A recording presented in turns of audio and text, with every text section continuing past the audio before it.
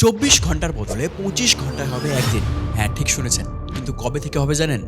নিজের অক্ষের উপর একবার ঘুরে আসতে পৃথিবীর সময় লাগে প্রায় 24 ঘন্টা। সেটাই পৃথিবীর একদিন। অ্যাকুরেটভাবে বললে 23 ঘন্টা 56 মিনিট 54 সেকেন্ড।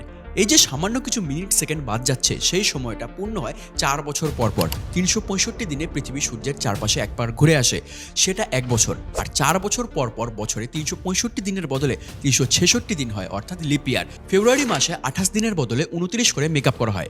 এই সবই আমাদের জানা, কিন্তু জানতেন কি ডাইনোসর যুগে এই হিসেব ছিল অন্য। তখন 23 ঘন্টায় হতো একদিন। হ্যাঁ, পৃথিবীর আহ্নিক গতি ছিল সামান্য বেশি, তাই নিজের অক্ষের উপর একবার ঘুরে আসতে সময় লাগতো একটু কম।